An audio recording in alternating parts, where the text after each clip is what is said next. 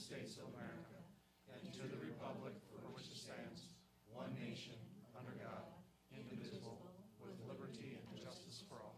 If you'd remain standing for a moment of silence, please. Please remember the 6 firefighters and 11 police officers that died since our last board meeting.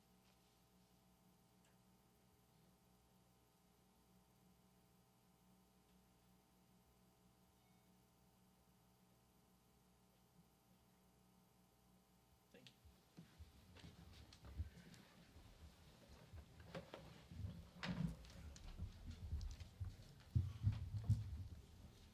Okay. So we're coming back in session from executive session. I would make a motion that we instruct the attorney to proceed as directed in executive session. Is there a second? Second. Any further discussion? All in favor? Aye. Okay, and now we're on to our 3:30 meeting, which is the hard work of the Citizens Advisory Committee with their presentation to the board. Mr. Chair, we have had some very productive meetings by the Citizens Advisory Committee, led by Mr. Term Ernster, who's delegated his duties to Dave Waters as the co-chair of the committee. I'm not sure how you got that dubious nomination, but that's what he is. And so we've got Dave Waters, the co-chair of the Citizen Advisory Committee, to make the presentation today as it relates to the findings of the Citizen Advisory Committee. I just asked if Tim has anything else to say before he starts. No. Okay, Mr. Waters, thank you. Thank you, Mr. Chairman, board members. Thank you for the opportunity to present our committee's findings and recommendations. All right. Sorry. There it is. Nope, wait a minute. There we go. So our committee was made up of 7 community members and 3 SFD employees. Those names are shown on the screen there.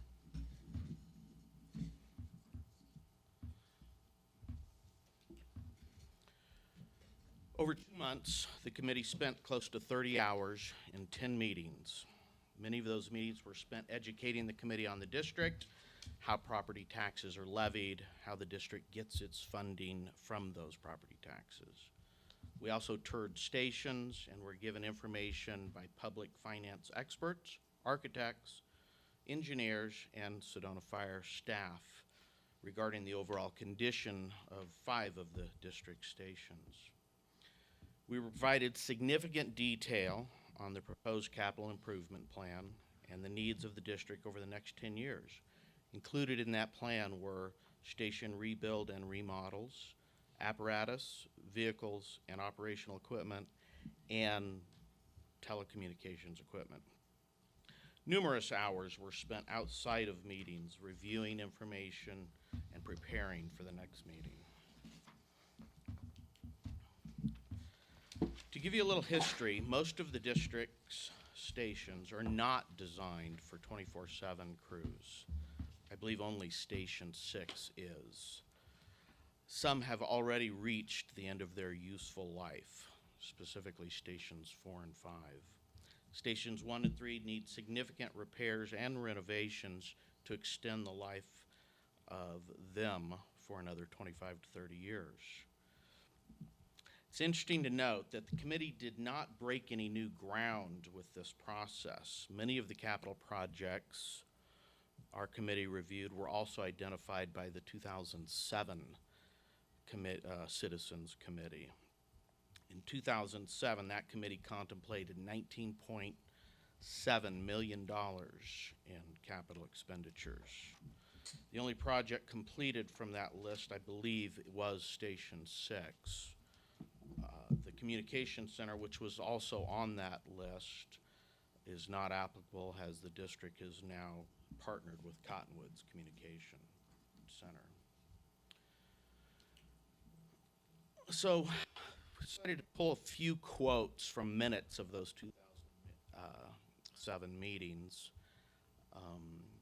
because they're still pertinent today. Bonds are recognized traditional method of financing public improvements. Another interesting one, and remember, in 2007, the economy was really booming still. The housing was up, the economy was cooking. But here's another quote: "For big-ticket items such as what SFD is considering on the list of capital improvements, the district cannot pay for those in a short period of time, as it would use all of its capital, and if assessed valuation did not continue to grow, there would be no funds left in a few years." As we all know, in 2008 and 2009, the bottom fell out. Regarding Station 4, Chief Schobert made a comment regarding Station 4 that it needs to be replaced sooner than later. Regarding Station 1, there was a comment made, "The West Wing is not properly designed for shift crews." Again, regarding Station 1, ADA and EEOC compliancy issues are prevalent in both wings, and the HVAC system is in need of complete re-engineering. These all came from 2007. Regarding Station 5, the comment was made, "This location is too far south. Optimally, it would be centrally located in Oak Creek." Just a few more quotes here. Regarding Station 1, SFD has outgrown its fleet maintenance facility at Station 1. And regarding Station 5, the chief worked unsuccessfully for 4 years to partner with Arizona State Parks for a station at Slide Rock State Park. And finally, another interesting quote is that Mr. Har cautioned that a Prop 13 type law would change everything for the district. As we all know now, we have our version, which is Prop 117.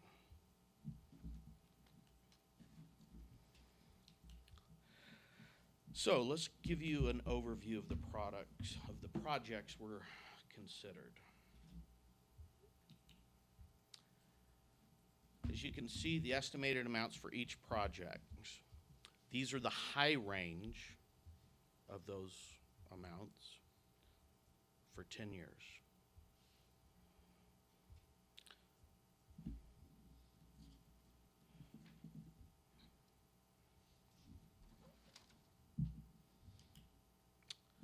So how did we get here? Although the district qualifies per state statute to bond up to $30 million, the committee is not recommending that.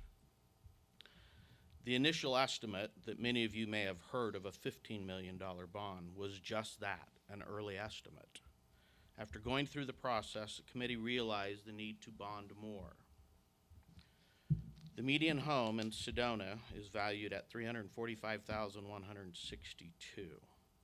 The additional cost to this taxpayer for an $18 million bond versus a $15 million bond would be $184 over 25 years, or just $736 annually.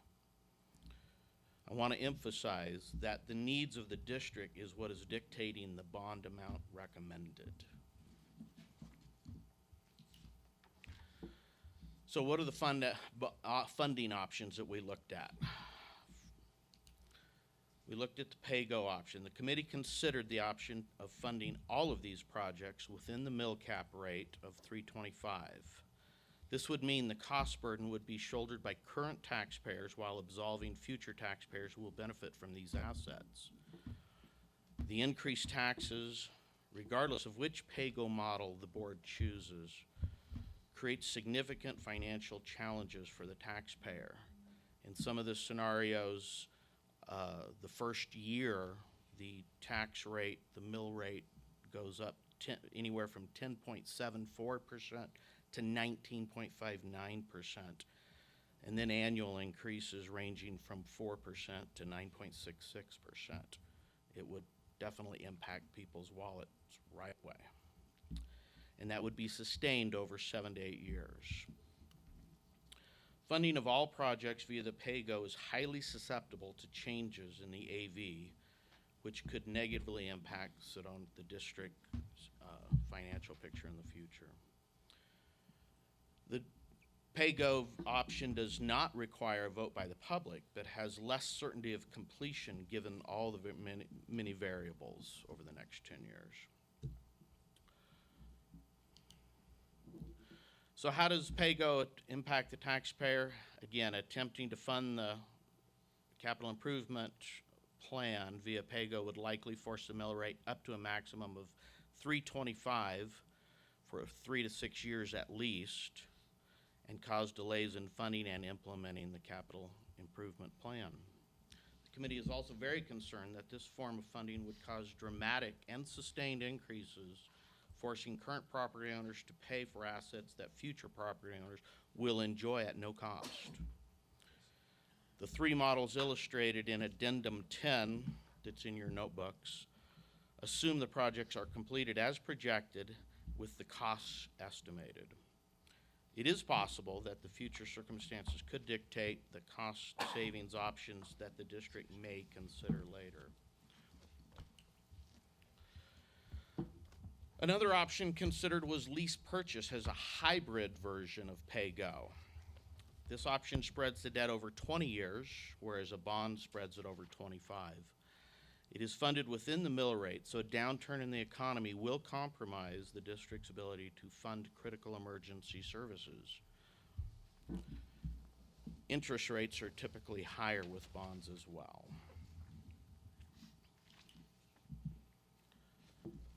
And how does bond funding impact the taxpayer? While the long-term costs of the paying for the bond are increased for the taxpayers, the committee believes the amount, when spread out over 10 years, is an acceptable cost and provides the district necessary assets for the next 30-plus years. The voters have to approve a bond, giving them a voice on capital needs of the district. The bond creates much more sustainable financial structure, and the cost difference between a $15 million and an $18 million are relatively insignificant relative to the impact on long-term forecasts and budgeting.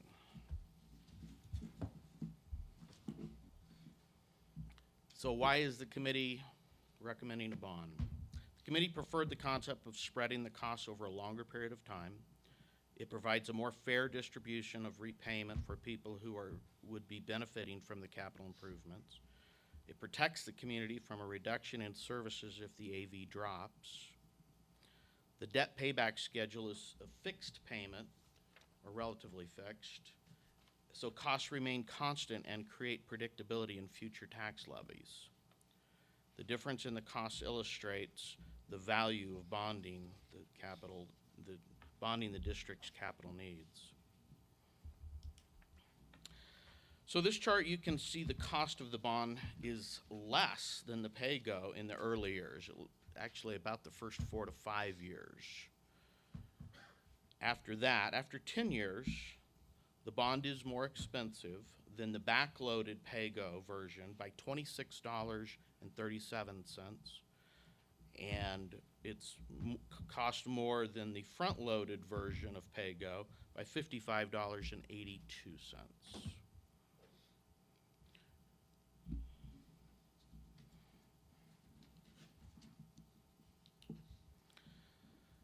So this chart kind of projects the future mill rates.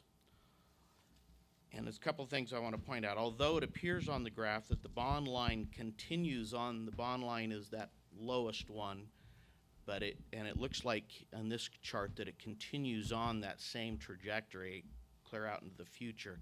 It does not. It actually flattens out. I'm not exactly sure how much, but I do know it flattens out.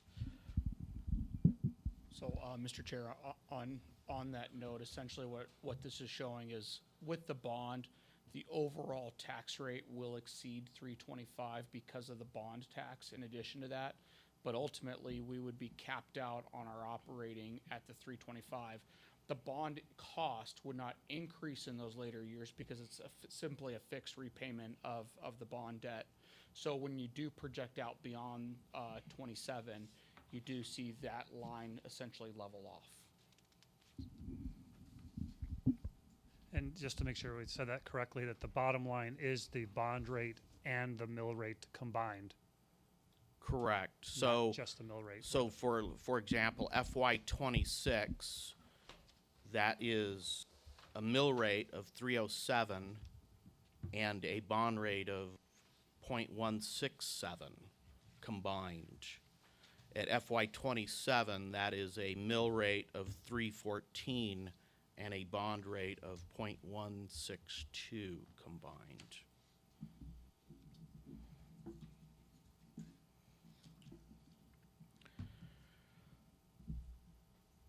The committee agreed that the proposed capital improvement plan should be implemented. It also strongly believes that the level of service provided today is the minimum level needed to serve this district. Even if or when the economic conditions see a downturn, fire and EMS services must continue, and that includes the various apparatus and telecommunications equipment that support the operations. At the end of this 2-month-plus project, the committee came to a consensus recommendation, which you have before you. Those recommendations are that this elected board calls for a bond election in November of 2017 in the amount not to exceed $18 million. The committee believes very strongly that the capital needs of the district are real and that the community deserves an opportunity to voice their opinion via the ballot box. If the community approves the bond, the committee recommends that the board and future boards follow the wishes of the community as expressed in this election. The committee recommends that the board and staff continue to find efficiencies and cost savings in running its operations and implementing the capital improvement plan so as to require the minimum amount of bond sales to complete the proposed plan. Consideration should be given that if timing and circumstances allow, projects for the buildings may be combined and carried out at the same time. This would provide an estimated cost savings of 5 to 10% in combined total costs. Committee recommends that the board and staff annually review the priorities of the capital improvement plan and make adjustments dictated by economic circumstances as needed. The committee understands that lower priority projects may be delayed or canceled if economic circumstances dictate. The needs that are higher priority will remain regardless of economic factors. In challenging economic times, we expect the district would evaluate deferring the purchase of needed capital items, including fleet and operational equipment, and making them last longer or allowing for a greater tolerance of increased maintenance costs. That is simply being good stewards of public funding and public trust. While our recommendation for an $18 million bond is based on projects this committee believes are high priority, the committee understands that circumstances might change and priorities might shift. We encourage the board to follow advice of bond counsel for best practice language, allowing the district flexibility over a proposed 10-year period.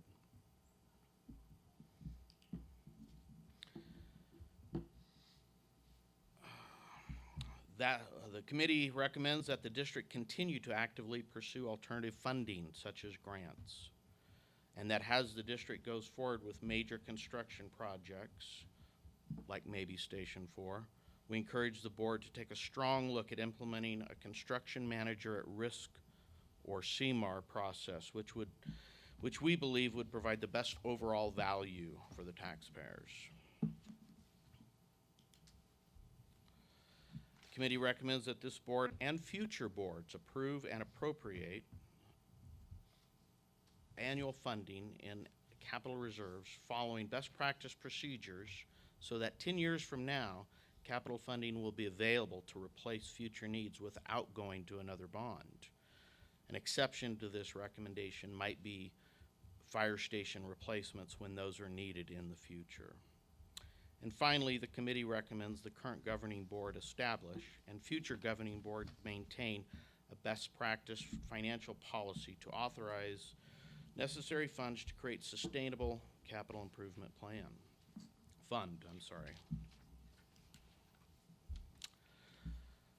So the findings of the committee, there were 15 findings identified by the committee, and they are outlined in your report you have before you.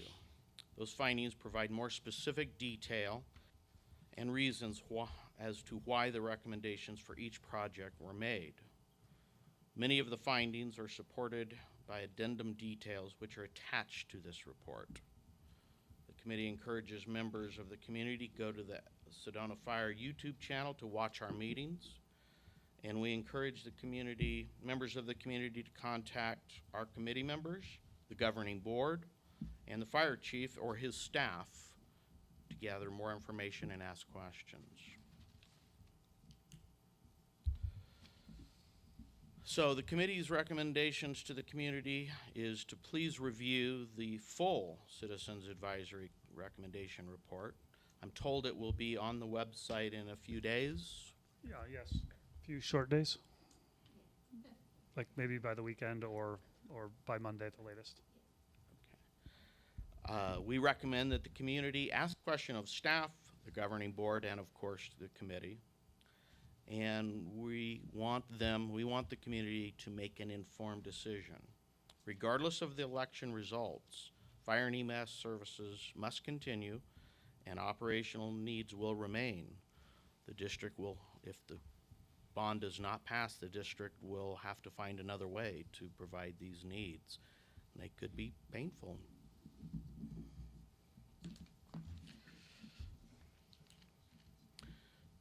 Some other recommendations to the board. Mr. Chairman, board members, the committee has spent many hours learning about the district's capital needs. We looked at the differences between the wants and the needs. And based on that, we are recommending a hybrid approach to fund these capital needs. Specifically, we are asking to bond the majority of station rebuilds and remodels costs. We're asking to bond some of the apparatus and telecommunications costs. And any remaining capital expenditures would be paid for via pay-go. The committee is recommending the governing board consider an $18 million bond to fund the capital needs of the district. So here is a breakdown of what the committee is recommending, what projects would be bonded, what projects would be pay-go. And with that, I think some of our committee is here and we can maybe answer some questions. Thank you, Mr. Waters. We'll open it up to the board. I have a small question. Get the but first microphone. I wanna, Microphone? Sorry. thank you. First, I want to thank you, Mr. Waters, and the entire committee, because I had the privilege of attending a few of your meetings, and they were, I was impressed with the detail in which you went into the needs of the district and the lively exchange of opinions to come to one common opinion. It was just excellently done, very professional, and appreciate the time you've put in. Tiny question so far. You mentioned the interest rate difference between the bond and the lease option. I wasn't clear which one was higher and how big of a difference. The lease is that? purchase is higher than the bond. I don't know how many points higher. Perhaps Gabe would have some insight to that. Yes, Mr. Chair, members of the board. We do see a bit of a savings on the interest for the bonds, and that savings will really be realized based on our creditworthiness. If you remember, back to kind of our initial budget meetings when we talked about building fund balance and building a strong financial outlook for the district, one of those reasons was for rating if the district ever did choose to go to a bond. So given our strong fund balances and our continued efforts to ensure that those occur, as well as our strong assessed value, I don't anticipate us receiving anything but a very positive rating from a credit rating agency such as Standard & Poor's. So we should see half a point to a point difference, depending on, obviously what the bond market's doing and the interest rate markets are doing. That's obviously talking about today's times. Depending on when this is passed, if passed, and going forward, that could change. But the biggest savings that we see with the bond over the lease purchase is really to do with the amortization of that liability, of that debt. You know, lease purchases are predominantly limited to 15, sometimes 20 years on larger capital assets such as a station. Whereas the bond, as Mr. Waters has pointed out, is amortized over a 25-year period. When you look at the entire 18 million bond in its totality, it's not 18 million taken today, it's taken over a longer period of time. And so that's where that cost difference is really realized on a year-by-year basis. So I'm gonna ask for some of the rationale behind, so you said we can bond 30 million, certainly that's not, we don't just because we can. However, as I'm looking at this, you're showing 18 million to bond and $8 million in other expenses that are gonna be coming up. Can you kind of tell me the rationale of why we're not talking about just bonding the whole amount? What's the financial decision to split it that way? I think it's a philosophical decision that our committee had, and as I said, this is a consensus recommendation. And the philosophical arguments that we had were largely surfaced around the apparatus and the telecom. That maybe under normal circumstances, had we not gone through the big giant depression, had decisions, right, wrong, or indifferent in the past been made differently, that apparatus and vehicles and microwave dishes, et cetera, would have just been funded through the budget. But we are behind. The district is behind in some areas. We're significantly behind. And so it was, we want to certainly bond the buildings and the rebuilds and most of the renovation that was considered to be high priority, and to kind of give a boost to the getting our apparatus and telecommunications on track sooner than later, to bond a portion of that. The rest of it can be spread out over the 10 years via pay-go. Station 3 living quarters was probably one of the most contentious discussions. And it was, I think the majority of the committee wanted to do it, but they felt like that would be a pay-go as well, as opposed to bonding. Obviously, all of this is our recommendation to you. The board can take any or all of that recommendation and adjust it or reject it as appropriate. And, you know, if I could just add to that, because I was present during that discussion of do you go for some of the items that have a short lifespan as compared to stations that have a long lifespan, and are they appropriate to put in a bond? And I believe the committee decided that they were less appropriate, that we really want to bond things that are going to last almost, not quite, but almost as long as. That is true to a point. Certainly some apparatus, I believe, and Chief Pachura could probably address that better than me, but some of the apparatus has some extended life, you know, maybe up to 18 or 20 years, some of the larger pieces of apparatus. The telecom realistically is not going to have much more than about a 10-year life. So under normal circumstances, that would not necessarily be something you might want to bond, but we are behind. We're particularly in telecom. The technology has surpassed us long ago, and when our committee hear stories about the district literally buying replacement parts on eBay out of somebody's garage to keep the microwave system up or to keep the Channel 3 repeater operating, we need to catch up, and this is a quick way to do it.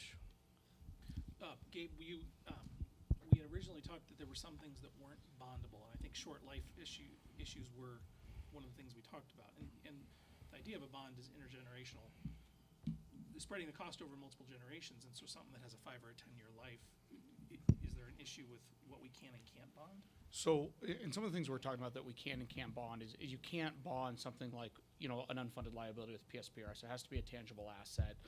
When we look at bonding things like smaller vehicles, staff vehicles and things like that, it depends on how the language is written. But again, we want to be concerned with, you know, taking assets that have short periods of life and continuing to pay for them over a long period of time. Essentially, we're paying for on a debt, on an asset that's not in service anymore if we do look at things with shorter lives. Now, when you look at the bond repayment or the amortization schedule of the bond repayment, we do retire bonds every year. So when we when the bonds get sold, they get sold in various increments in various years. So you could say from a policy standpoint, well, we'll use some of these bonds that we sell on the first sale for shorter life assets and understanding they get retired sooner. But again, we're really not achieving the best use of the bond funds, and that being using them for those assets that will last the life of the repayment of the bond. So the taxpayer, and going back to the intergenerational usage, is paying for it over its useful life, and we're not paying for something beyond its useful life. So does that answer your question? So we can bond. We can, but the question is, should we? Right. And so the committee wrangled with this a little bit, I think. We did, and Mr. Chairman, I think one point that maybe needs to be made is to look at this from the community's perspective, and that is, you know, yeah, could we have gone ahead and done a $25 million bond to get all this stuff done and just a little bit? Maybe, but a failed $25 million bond at the ballot box gets you nothing, and then forces you to find a different way, which might cause some significant initial pain to the current taxpayers only. So is this a good compromise? I think the committee certainly looked at this as reasonable and passable. And I think that hybrid approach, as we kind of called it, is sharing that, you know, some of those, you know, first, and that's $8 million that's left over in there. You know, it's a small vehicle for CRM to go, you know, $25,000, you know, vehicle. Can you bond that? Yeah. Do you want to get that paid back in 3 or 4 years? Probably so, you know. That's not what we're looking to do. We're looking to bond, you know, the larger apparatus. In the telecom world, it's a complex animal in itself, and so trying to help fund some of those items, the committee was, well, we come with a number based upon a couple of the items. It's not necessarily, we'll fund that because that's what we said. It's the $19.45 million number to help telecom get everything across the finish line that they need to do to set up for success, long-term sustainability.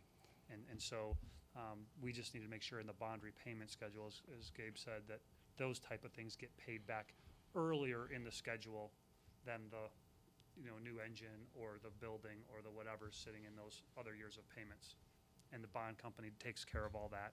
Very, very doable, acceptable, and this is helping get us the train back on the tracks so that we can begin to move forward and create a plan to go forward to have capital funding in our capital plan in years 2028 and beyond, so that we hopefully won't have these type of requests in the future. No crystal balls. I don't know what the AV will do. I don't know what that holds, but in theory, we're fairly comfortable that we're putting all the pieces in motion to try to get to where we need to be. In that 2007 committee that identified many of these same situations and talked about, hey, we really should be doing something. Well, we built a station number 6 in the midst of that. We decided that Cottonwood providing dispatch would alleviate a couple, $2-3 million at least from our capital needs projects. We've relieved that from the taxpayers of today. That this is a very viable option for us to consider, and an $18 million number creates a palatable balance in our mill rate and our assessed value and those type of things to be able to continue to provide the services that Mr. Waters spoke to, that our community expects that we provide. And by changing those numbers, because 15, of course, we looked at that number, but the mill rate and the tax levy increase piece didn't, it was more favorable to borrow the 18 million than it was 15 million when it, just looking at the numbers. Did I say that right? I think that's correct. And also, I think it was also discovered that the building cost of building those two new stations was higher than originally anticipated. You want- That is correct. That is correct. And so, we work with Core Construction to help provide us some estimates. It's really hard to tell exactly what they'll cost, exactly what they're going to look like, exactly what kind of building material we're going to use. Those aren't decided at this point. That's why the CMAR, this Construction Manager at Risk process, will help us develop a much more efficient station that has the operational needs versus an architectural desire. A practical approach to that will be in the front end of the project, will help us save money in the CMAR process. For us to just kind of decide what we think it's going to look like, Core Construction provided some historical documents on buildings they've built and built a model that kind of trends what they've seen cost to be, and as we're kind of looking, hey, in these years, where they think things are going to be. They provided a conservative estimate, so there's, we may be slightly higher, we may be slightly lower, and it's not locked in that it will be that number. It's just that that's a great number for us to have, to understand that the stations that they've seen built on those sizes and those functional needs that we would program in, those are fairly good estimates. Station 5, if we move it to the canyon and at Oak Creek, Slide Rock State Park, I don't know what the ground's like there. We haven't done an engineering samples and to know what the construction costs that may be way easier than we thought, or maybe more difficult, or so this is really a snapshot in time of what we really think this is our best estimate for all this to be. And I don't know how much better we could be at that than Yeah, and again, Core gave us a range for all of the station projects, and we chose to use the high range on all of our charts and budgeting process. For example, Station 4, we show then 4.945. The low range for that was 4.450. So we definitely have some, hopefully, we'll find some cost efficiencies there and be towards the low side of that. So if you can also pay attention to that subtotal of facilities of $12.3 million, and then next is a 15% soft cost. That soft cost is the estimate, again, that Core has provided us that says, hey, typically when you're building a fire station, outside of the construction of said fire station, there's architectural costs, there's permitting fees, there's ADOT, studies that may need to be done, there's curb cuts. I mean, whatever all those things are that happens outside of the project, that's outside their scope to estimate, they found that a 15% number is holds fairly true. So again, we're using these best practice numbers that The range is actually 10 to 15%, but once again, we chose to pick the high side of that range to give you kind of the max of what we anticipate. more leaning towards your comment, Mr. Montgomery, is, we don't want to come up short in the projects we've identified as being appropriate and higher priority, because that would make the project less successful. That doesn't mean that the staff or the board that'll be sitting at that time when those projects were to go forward would go, oh, we've got 4.945 plus 15%. Let's add on this thing and we'll make more. That's not the intent. It's, again, to be fiscally responsible, as one of the findings clearly said, with the public trust and create a functional building that creates long-term sustainable operations and efficiencies for our organization.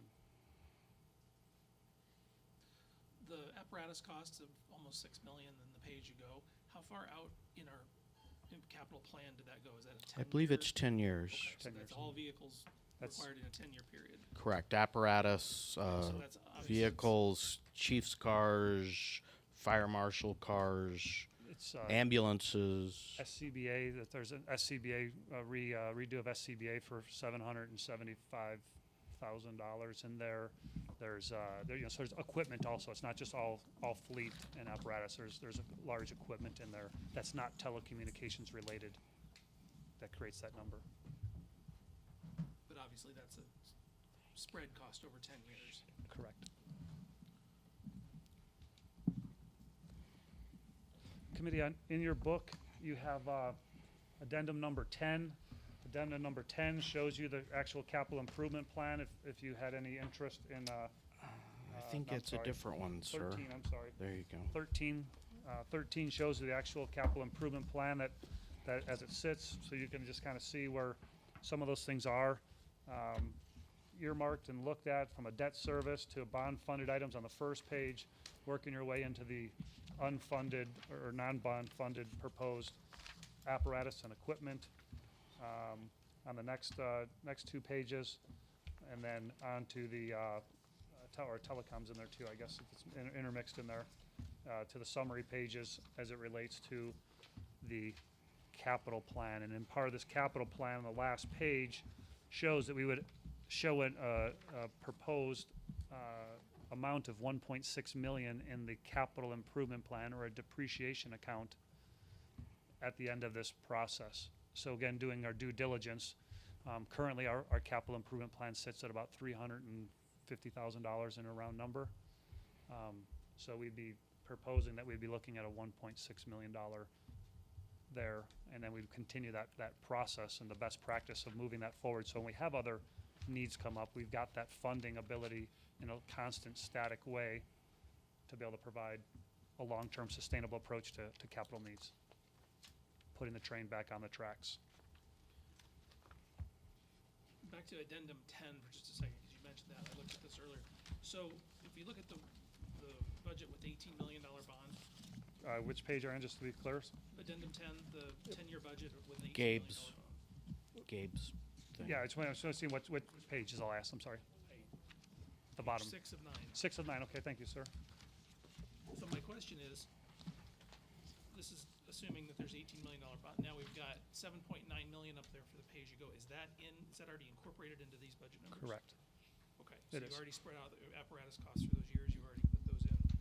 Yes, Mr. Chair. So when you look at the bonding scenarios, or for example, the 18 million, we've taken the capital items that are going to be purchased out of the bond, out of the capital improvement plan, and only included these additional items in the funding option. So not only are we showing funding for the capital, we're also funding for building that capital fund balance as well in these projections. Correct. Yeah, that fund ends up at about, with a balance of about $1.5 million, 1.45. Is it 1.6? Okay. Well, again, I just wanted to make sure we're seeing the true number, which is that we've got the 18 million from the bond, but we have to work that into the budget as well, because we're seeing what these budget numbers do. Correct. We did. I No, would so add another $9 million to the next 10 years that I wasn't planning on. I want to make sure that that's already incorporated in these numbers that we're looking at. right. So when we did these projections for the committee, we wanted to make sure that they had the true cost, and you as the board had the true cost of what all of the district's capital needs are in totality, bond or no bond. We wanted to make sure that every scenario went through with the basic premise that we have to fund, this, 24 million and 23 million in capital expenditures through one form or another. And so that was carried through this every scenario you look at, that's in place. The only thing I want to add too, just as I'm talking and you're looking at these projections, one thing that's very important, and we've realized it this year, is there's always these unknowns that come up for our organization, and there's all that restriction. And if you look at the ending tax rate on the $18 million bond compared to the no bond option, you see we have that capacity from an operating levy standpoint. And that's crucial when our organization, and many like other organizations around the state, are hit with unknown expense increases in a year. And if we don't have capacity in our levy, the only way we can fund those unknown expenses is through cutting expenses. Once we've reached that cap rate, we don't have that ability to levy any more dollars. You know, the hope is something changes in the future, but right now, we have to work with and plan within the laws that we're governed under right now, so. And, you know, another point is that you've allotted, an average of between 2.5 and 3% for AV increases each year, which most of us, as we've watched real estate over time, it doesn't quite work that way. It goes up and it goes down, and in the times it goes down, that's not represented here. And it's a high average, and so it also, the bond would assist us in making our way through those years when real estate would be low. Correct. And Ms. Cooperman, also remember, we've talked, I believe we've talked here, but maybe it was in the committee, that with the new Prop 117, while it has many negative effects on realizing the real growth of a piece of property, because our property value used to be based on the market value, the primary, we were also susceptible to the ups and downs of that. Now that we are being levying on the secondary, it's a much more stable increase, and it's mathematically done, not market-driven, with the exception of when the market, so if the primary is up here, typically above what the secondary is, if this begins to fall, until they meet, do they go down?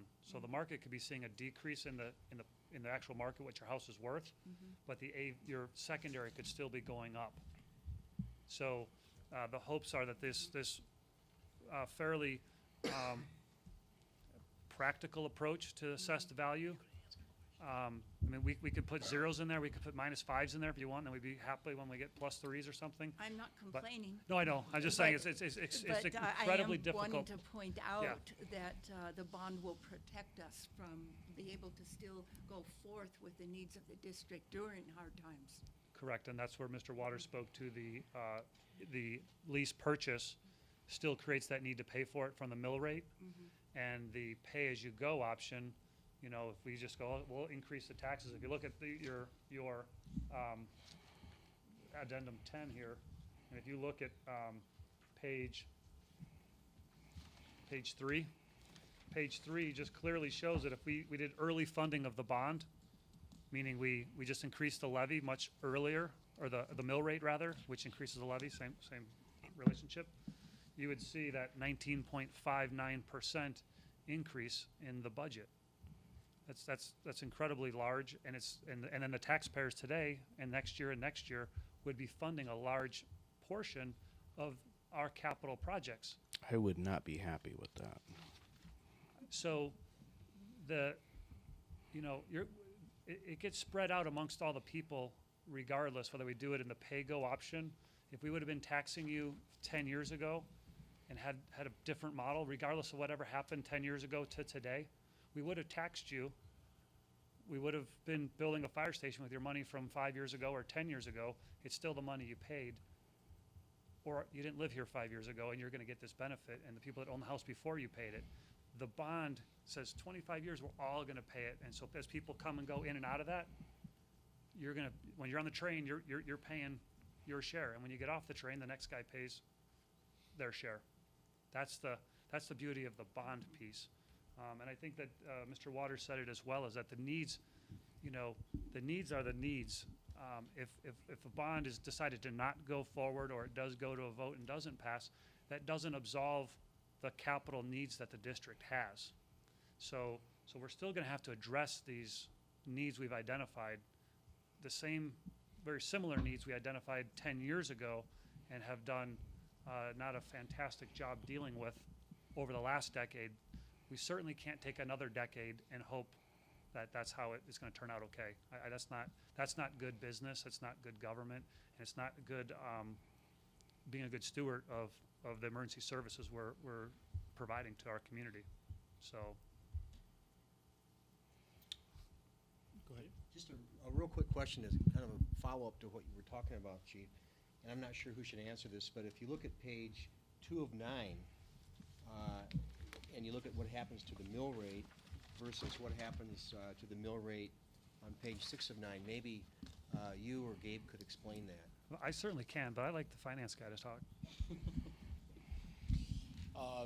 Yes, Mr. Ernster, when you look at page 2 of 9, what you're seeing with the mill rate is all of the capital needs, this entire capital need of the district being funded through that rate. So bringing that rate up to the point, so taking any excess capacity we have each year to levy dollars for capital funding purposes. Whereas when you go to page 9, I'm sorry, not page 9. Page 6 of 9. Page 6 of 9, the bond is funding $18 million of that capital, and then the other 7.9, actually, it's really closer to 9.6, because obviously we're building up a fund balance now, is being funded at that bottom line. And so 18 million is taken out of the levy, so it's no longer needed, or should I say taken out of the operating levy, so it's no longer needed to be part of the 325 where we're capped statutorily. It's now coming in as a bond tax rate above our statutory cap. So at the end of that 10-year period, the mill rate is $3.15 versus pay-as-you-go, the mill rate is $3.25 for, it looks like about 6 or 7 or 8 years. Right, and that's a function too of the amortizing it. You know, that's looking at just buying it, paying cash for it, and getting it in service versus a bond where we've got a longer amortization. We're not paying for it in the year, we're paying it over the life of the bond.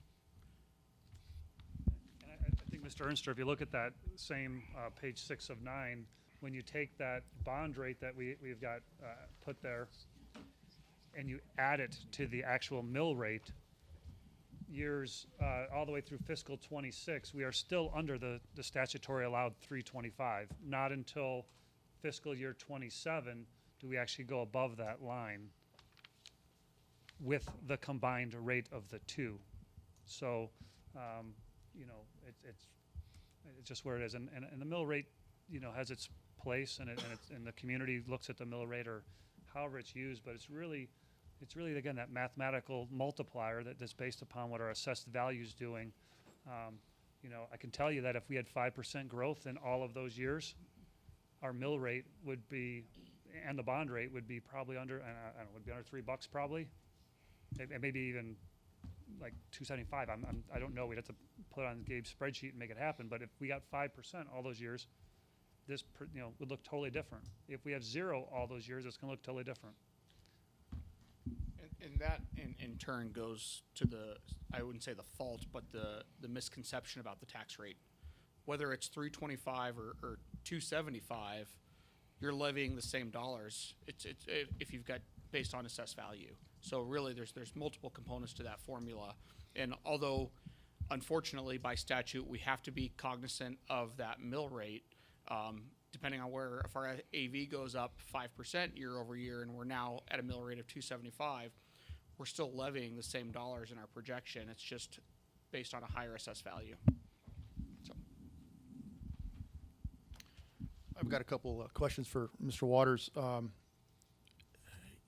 You've shown an example of what the homeowner is going to pay. Are they solely the only ones paying for this bond? No, sir. Obviously the commercial property owners will pay, and the vacant landowners will pay. Anybody who pays property tax will pay. The homeowner, I believe, pays at a rate of 10%. Correct. And the commercial folks are at 18%, and the vacant land owners are 15%. Wow, I did. He's Had good. my cue card over here. Also, in your example of Fire Station 5 being relocated up the canyon, construction cost of 2.6, is that solely what our fee would be, or is that a shared cost between us and another? I believe that government is agency? CORE's estimate, assumes that we are doing this on our own. And it's for the functions of a fire station, what we believe would be needed for Sedona Fire. So if the building might cost $5 million, our portion we're estimating to cost would be 2.6. Does that answer your question? so it's shared, then, okay. So Yeah, here, the that would be state- our share of whatever we end up doing. If it's just us alone, we're expecting a $2.6 million price tag. If we add a bigger building, more bays, that's gonna be on the other people to pay. Okay, and lastly, on the reconstruction of Fire Station 4, is it in the soft costs or elsewhere, the rehousing during that time of construction for apparatus and members? We were told by, that the 10 to 15% soft cost range does include temporary housing, and, which is once again why we chose to use the 15%, figuring that for that station at least, there would be those additional soft costs. Thank you. So, any other questions at all on anything?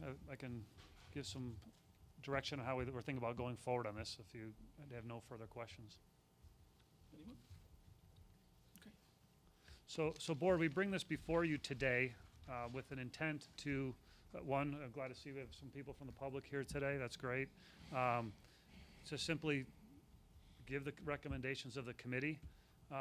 We strongly encourage you now, you've got your book with a complete set of information. I'm sure you'll read it cover to cover a few times.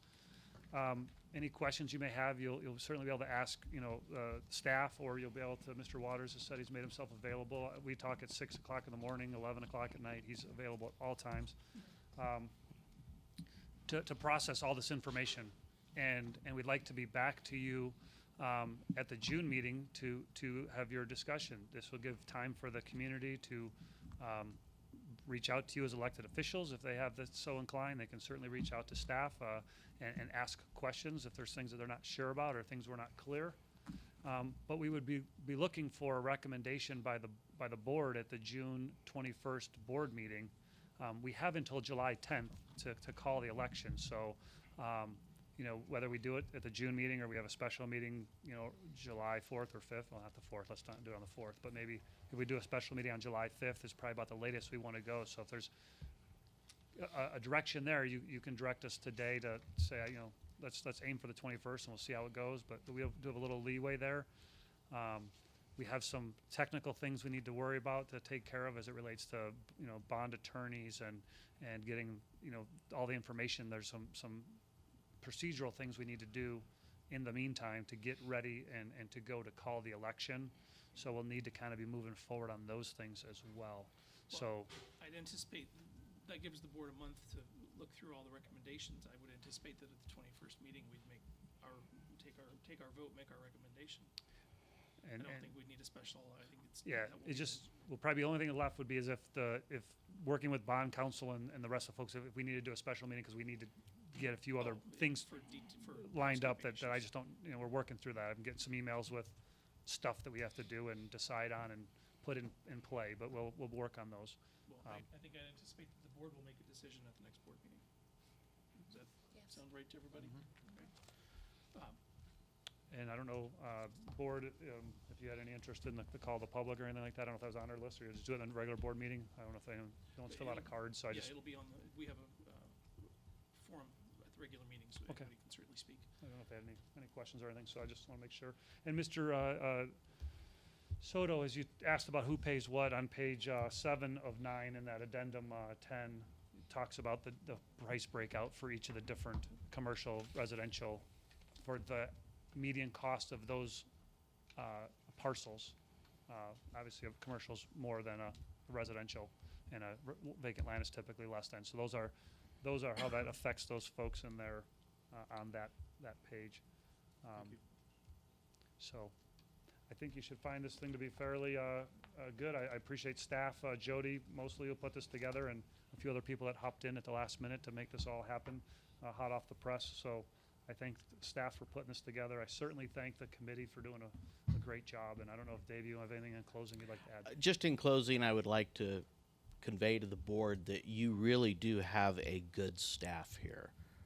I know personally that I bothered the chief almost every day. I bothered Chief Bachura almost every day. And those guys in turn bothered Gabe a lot because I kept asking questions and requesting numbers and what if and scenarios, etc. and they were very responsive. You've got a good crew here. You should be proud.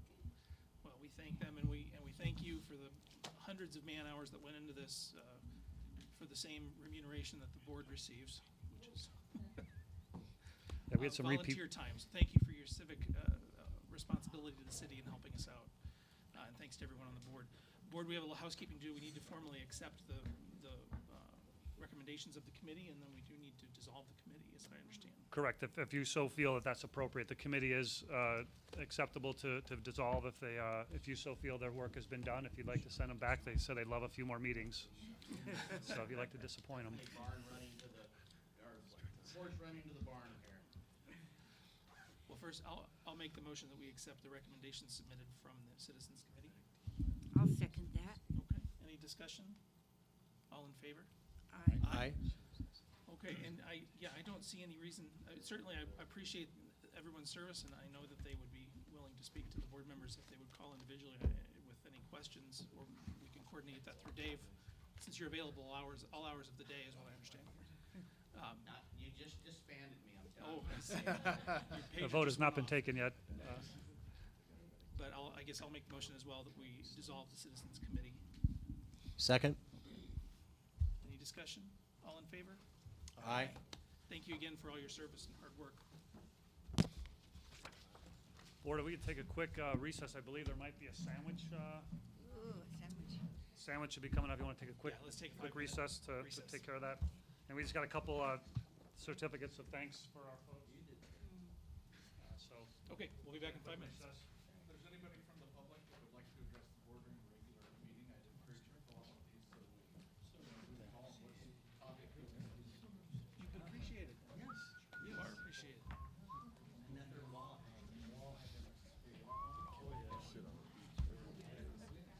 Beach you going to? We wanted to be close to America in case the Navy wants to do something. There you go.